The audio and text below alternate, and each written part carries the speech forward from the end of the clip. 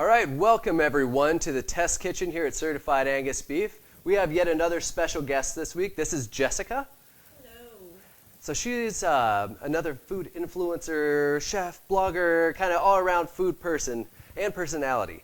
So she's with Savory Experiments on all of the internets. It's, let's see, Facebook, Instagram, Pinterest, and your Twitter account My is... Twitter account is actually different because Savory Experiments didn't fit. So it's savory_cooking on Twitter. So welcome this week. Thank you.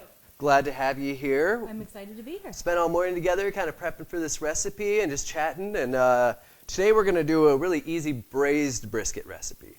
Not a real barbecue smoking kind of recipe. This is kind of a slow cooker, kind of make a barbecue sauce in the pan just to get the flavor of the brisket and give you a little bit of smokiness from some smoked paprika. But really it's just a nice slow cooked brisket recipe. It's great. Foodie friends out there. It is, I think brisket, at least for me, is really intimidating to smoke or grill, and you get really nervous about it being a little bit too dry or a little bit too tough.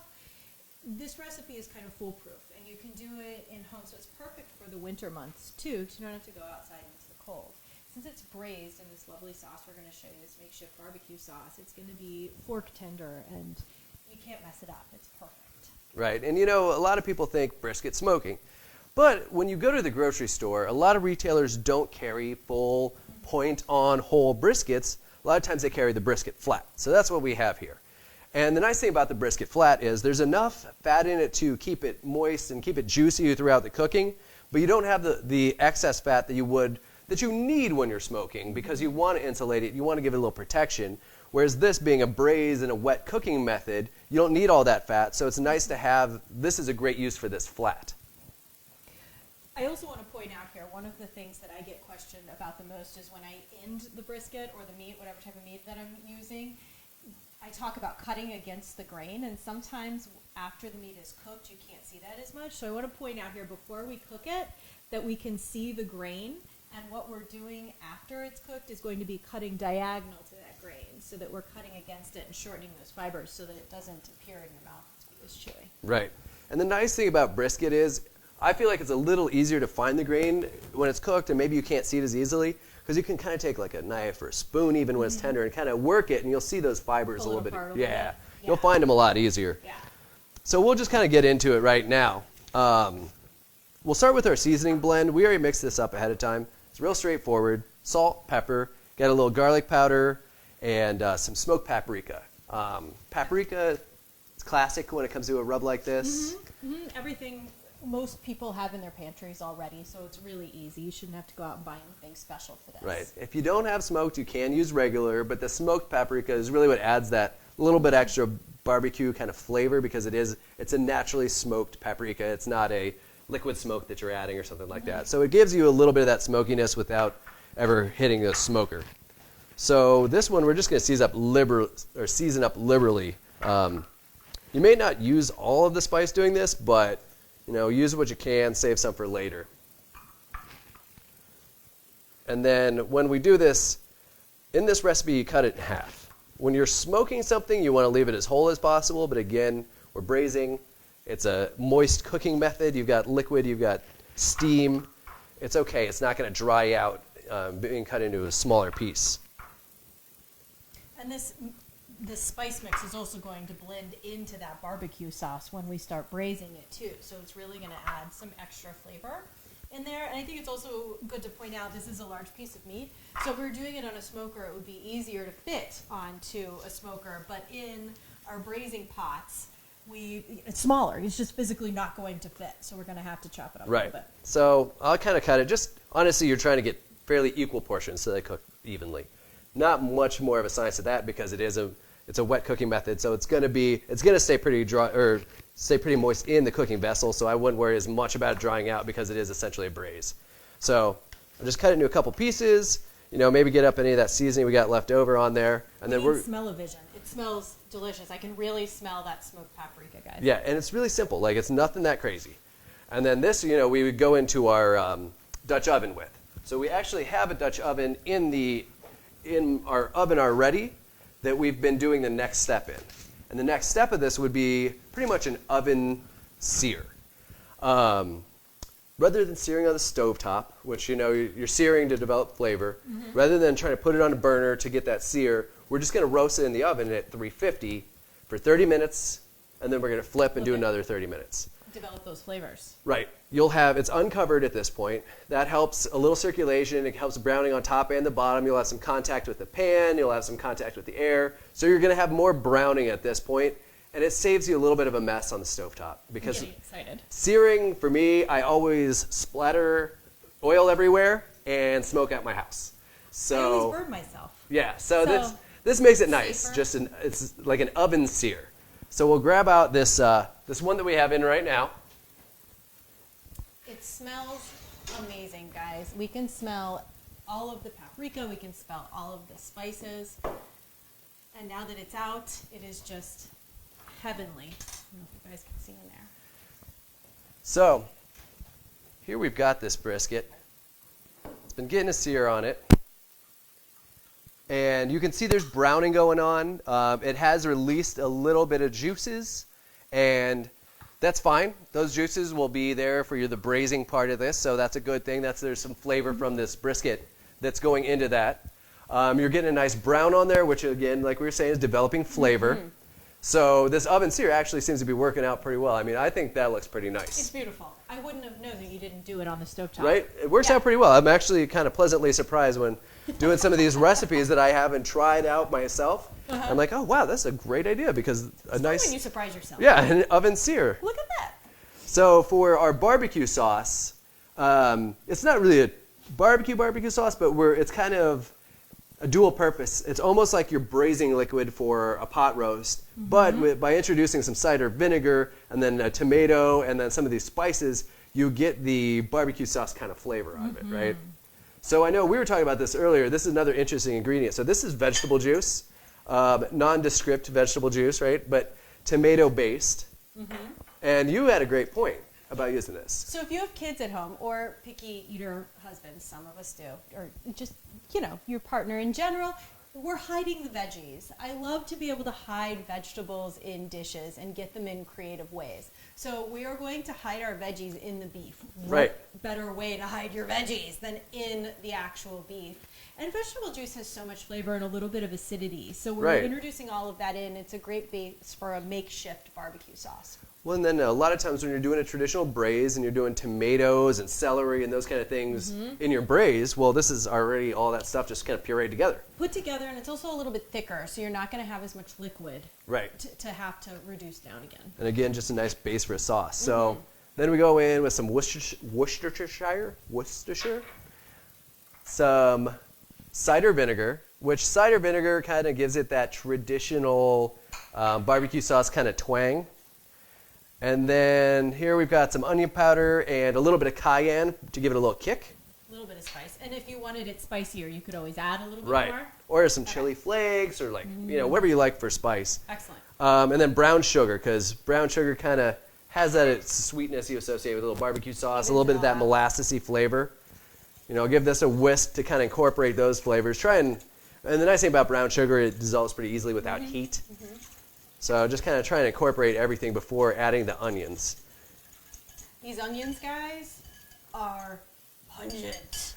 We've been talking about them all morning, but I love the smell of onions. I have really positive memories of childhood being Italian, like sauteing onions and garlic in the morning when you wake up on Sunday sauce day. It's amazing. So I'm all happy about the onion smell.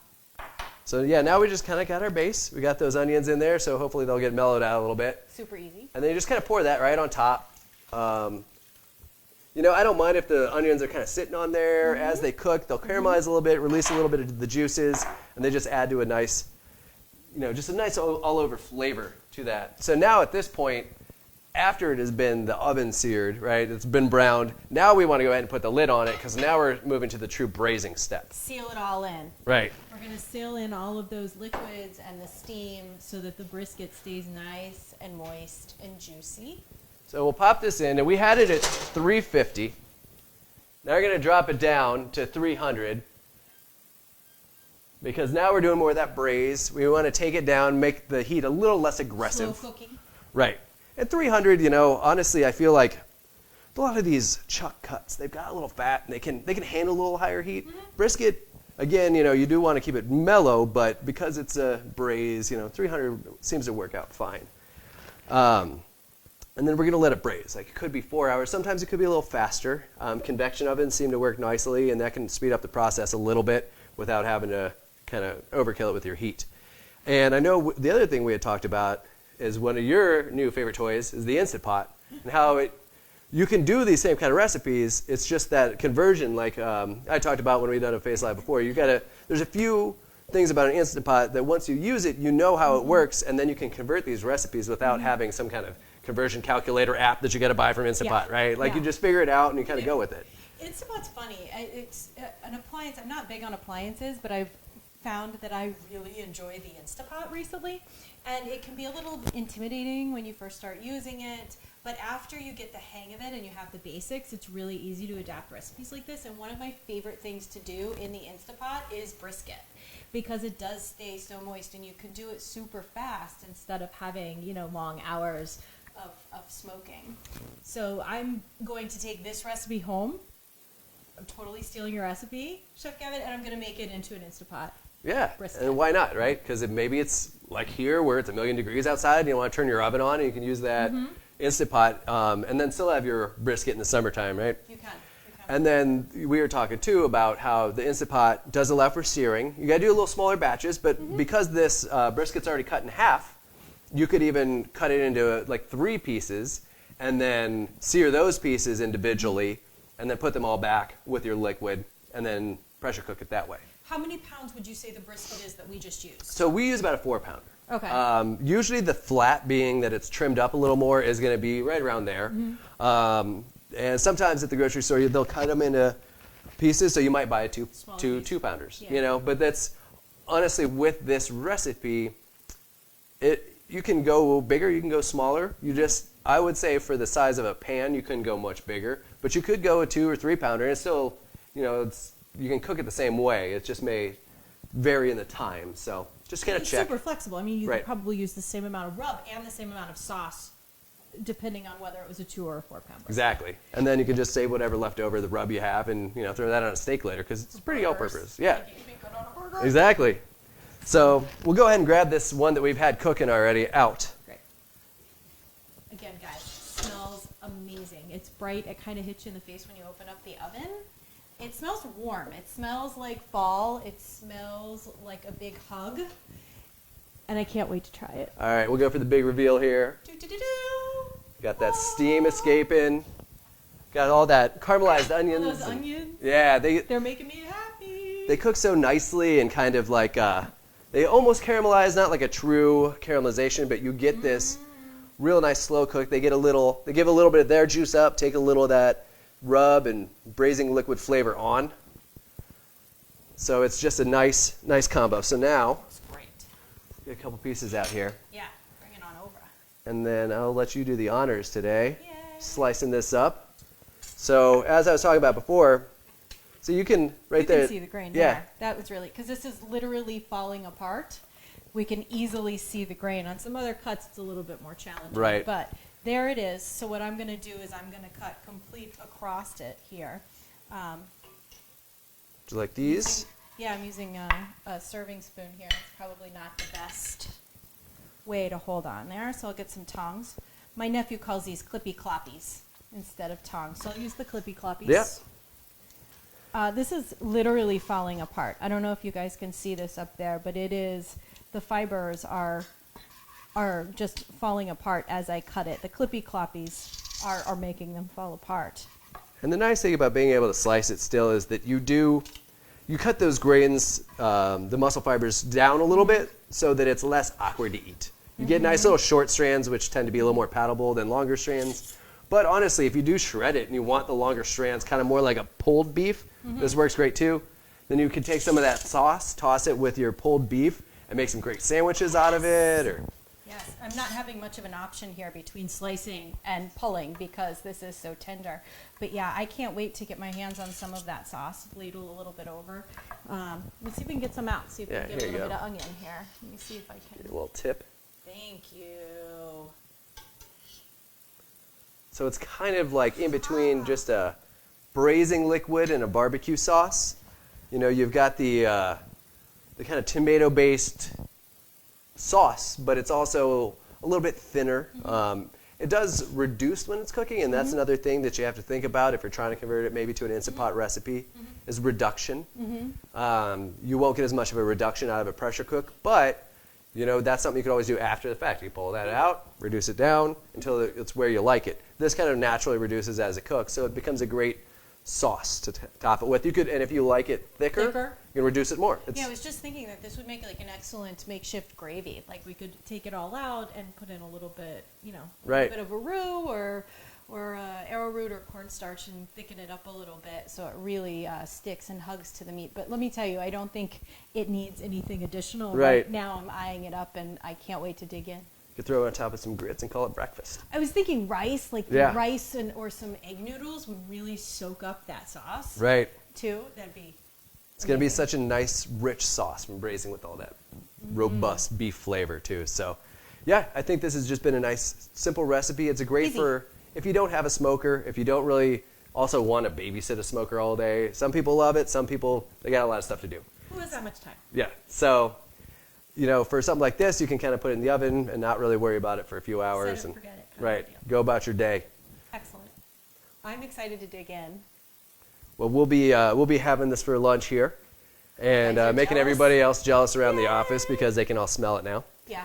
They're waiting in the wings. We can hear them in the hallway. Well, it was great having you here.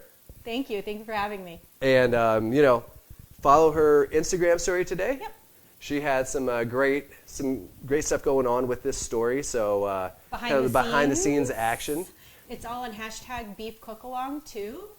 And don't forget that the next live isn't for another 2 weeks on September 17th.